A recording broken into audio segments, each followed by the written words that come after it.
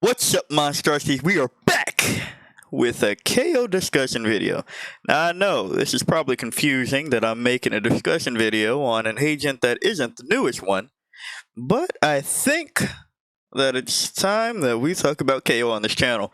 Now, I was on hiatus when KO was first released, and frankly, he seemed cool. It seemed like, just Valorant's version of Revenant from Apex, an agent that also is fitting for CSGO vets, which has same flashbang properties, yada yada yada, no abilities, up to bam. But we're not here to talk about a guide for KO, we're here to talk about the buff that KO received, and why his value just went up more, and why you should pick KO over just, Phoenix now.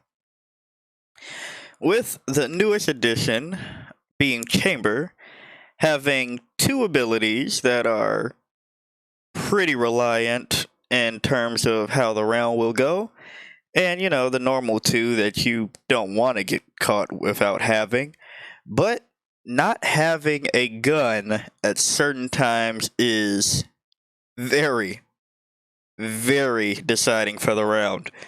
Now, what do I mean by that? So, we know on pistol round, a chamber will usually take, let's say 4 bullets in Headhunter and light shields. Now, KO suppressed, that means that they're on classic and light shields. And frankly, yeah, that's still fairly good for pistol round, but let's talk about the rounds where you are banking on that and you are saving either on light buy or save, and you just have only Headhunter and shields versus, let's say, Vandals, or hell, the other team could be on Spectres. You going back down to a classic at the wrong moment is definitely enough to get you killed. And especially if you bring out the Tour de Force as your only gun that round, you've invested a lot, and if you get suppressed at the wrong moment, you've wasted your ult for no value. KO stocks have gone up drastically with a new agent in the roster that has a lot of reliance on abilities. It's just so nutty because it's not anything that I thought about until it happened to me.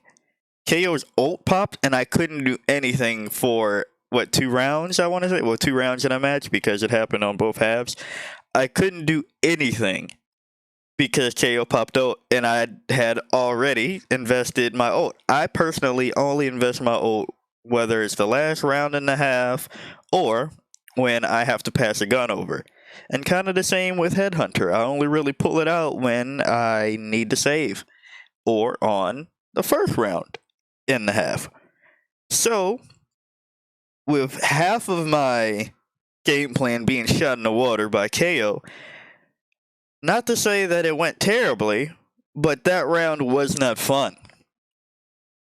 Do we think that KO will have value that increases exponentially with more and more agents being released?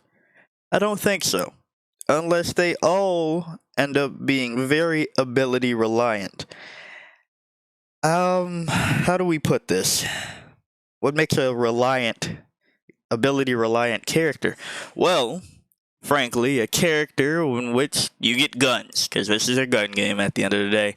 Project A is a game in which abilities don't kill, they just alter gunplay, allowing you to take the perfect shot, or whatever it is, 200 years, yada yada yada.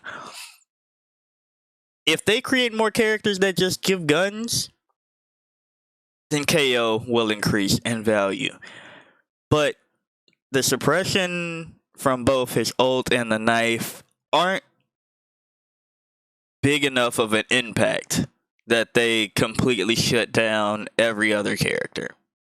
Most other characters are probably going to be banking on having a gun in combination with their abilities. And in most regards, they'll probably set them up earlier or, midway in the fight or right at the beginning of the fight. KO usually slows pushes or helps his team push. A Sage wall that's already up isn't going to be affected.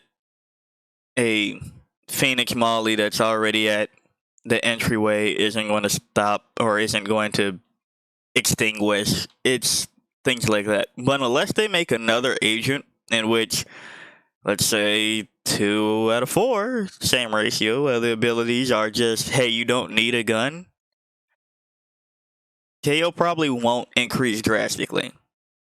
Now, maybe if the suppression gets buffed and it's just like, hey, once it goes away, it's gone away. Like, jet knives, you just can't pull them out again for that time. However, Raise Rocket is completely gone because the fuse timer is already gone by the time suppression is over. So, yeah, let me know down below what you think about this KO theory. Do you think that KO's value will increase slowly no matter what because of more agents in the pool to shut down abilities? Or do you think that KO's abilities will only see value increase when you get other agents that substitute weapons? Tell me what you think.